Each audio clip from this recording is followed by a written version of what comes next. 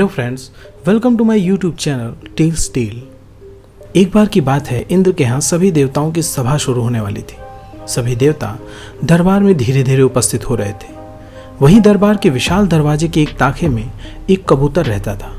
वो सुबह से ही दरबार में आने जाने वाले सभी देवताओं को देख रहा था और बहुत ही उत्साहित था। तभी उस कबूतर की दृष्टि दूर से आ रहे यमराज पे पड़ी। उसने देखा कि यमराज भी उसे देख रहे हैं और मंद ही मंद एक रहस्यमयी मुस्कान के साथ दरबार में प्रवेश कर गए। ये देखकर कबूतर को बहुत ही चिंता हुई।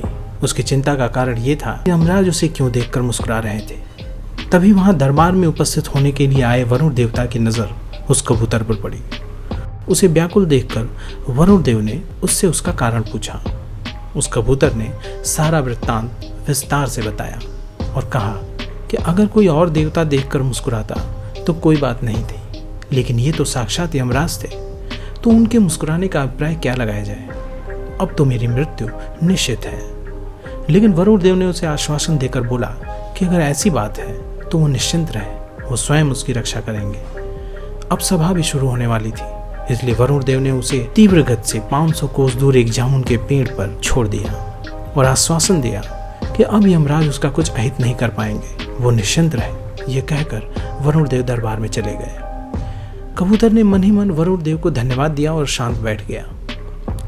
इधर जब सभा समाप्त हुई, सब अपने अपने स्थान पर जाने लगे।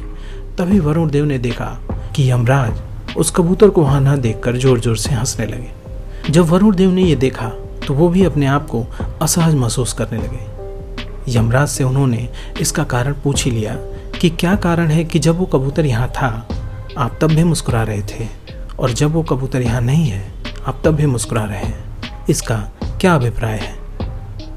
तब यमदेव ने वरुण देव को बताया कि आज जब मैंने इस कबूतर को यहाँ देखा तो मैं ये सोचकर हैरान था कि इस कबूतर की मृत्यु आज ही किसी और स्थान पर नियत है, लेकिन ये तो यहाँ पर उपस्थित है, तो ये संभव कैसे होगा।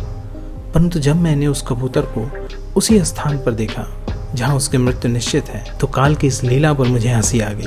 तभी वरुण देव ने देखा कि उस पेड़ पे रहने वाले एक सर्प ने उस कबूतर को अपना ग्रास बना लिया है। वो ये समझ गए थे कि हर कार्य का समय नियत है और उस नियत समय में उस कार्य का हो पाना संभव होता है। शक्तिशाली से शक्तिशाली व्यक्ति भी उसे नहीं बदल सकता। इसीलिए कहा गया है कि समय से बलवान कोई नहीं।